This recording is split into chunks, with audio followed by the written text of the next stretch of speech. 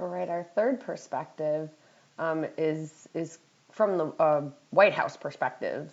So it says the attack on Pearl Harbor, the White House reacts, 1941. Here's some background information.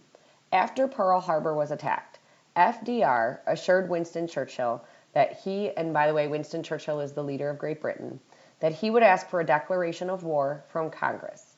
Churchill wrote back, "To have the United States at our side was to me the greatest joy.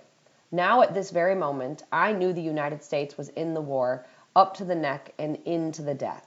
So we had won after all. Hitler's fate was sealed, Mussolini's fate was sealed, and as for the Japanese, they would be ground to powder." Congress approved a war declaration, and Germany and Italy, as partners of Japan in the Tripartite Pact, immediately declared war on the U.S. The account below comes from Grace Tully, President Roosevelt's secretary. It starts off with a quote saying, "My God, there's another wave of Japanese planes over Hawaii right this minute."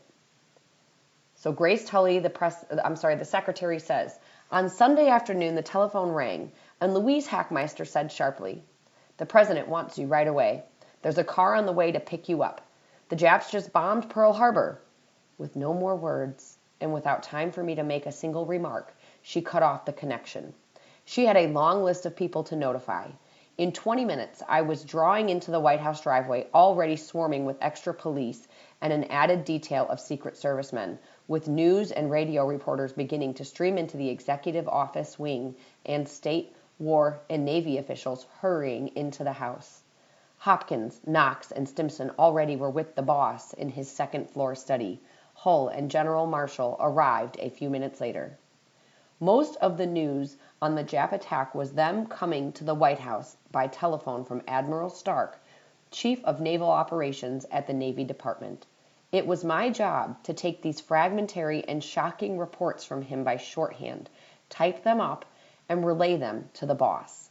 I started taking the calls on a telephone in the second-floor hall, but the noise and confusion were such that I moved into the president's bedroom. General Watson, Admiral McIntyre, Captain Beardall, the naval aide, and Marvin McIntyre were on top of me as I picked up each phone call, and they followed me as I rushed into Malvina Thompson's tiny office to type each message. All of them crowded over my shoulders as I transcribed each note. The news was shattering. I hope I shall never again experience the anguish and near hysteria of that afternoon. Coding and decoding operations in Hawaii and in Washington slowed up the transmission, but the news continued to come in, each report more terrible than the last, and I could hear the shocked unbelief in Admiral Stark's voice as he talked to me. At first, the men around the president were incredulous.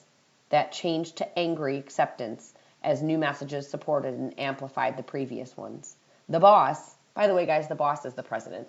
So the boss maintained greater outward calm than anybody else, but there was rage in his very calmness, which with each new message he shook his head grimly and tightened the expression of his mouth.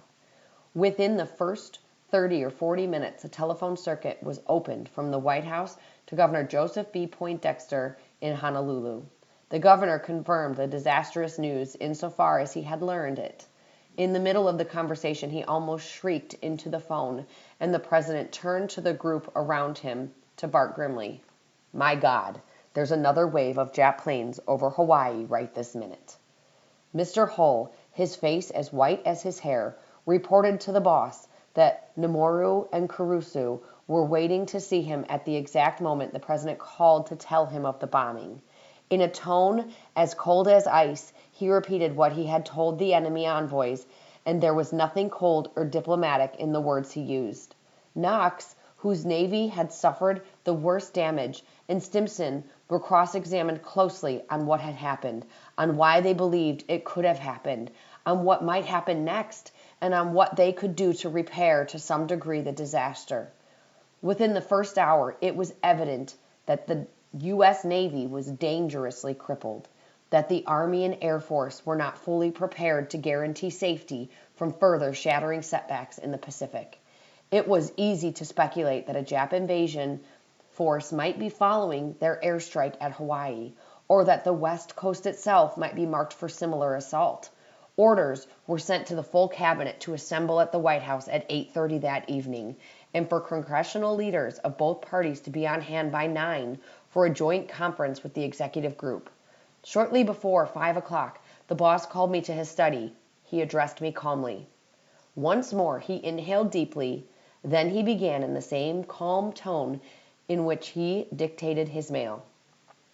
Yesterday, December 7th, 1941, a day which will live in infamy, the United States of America was suddenly and deliberately attacked by naval and air forces of the Empire of Japan.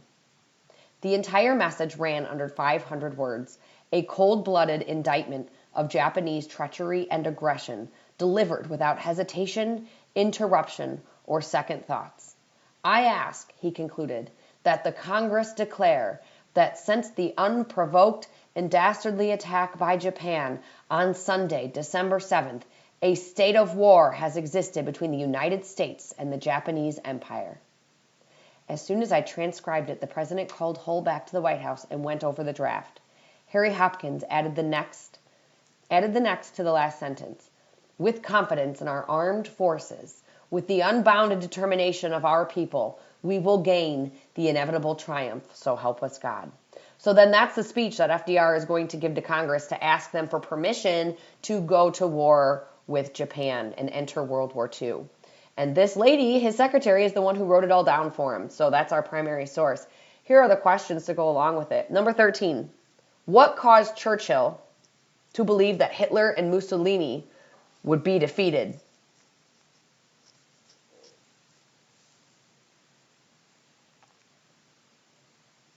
Number 14, why did Germany and Italy declare war on America after Pearl Harbor?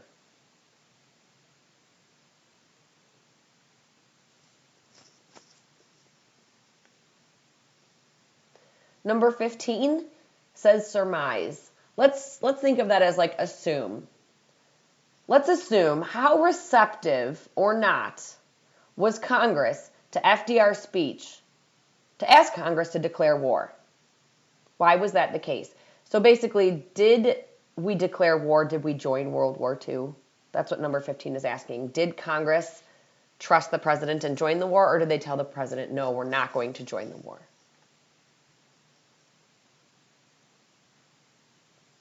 Number 16, describe the scene and atmosphere where Grace was trying to get all of the information to present to FDR. So that was in about the middle of the passage where she's trying to listen to all the info coming from Hawaii, and she's trying to get all the information so she can share it with the president. What was that like? What did they say in the passage?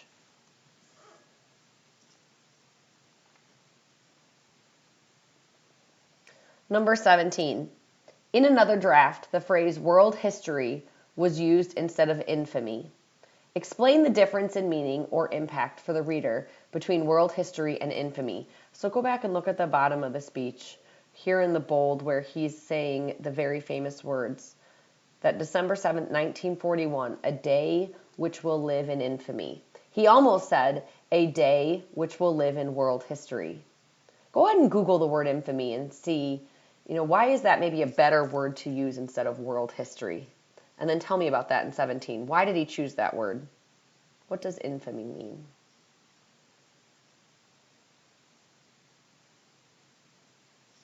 And then number 18, let's rewrite this last statement in your own words.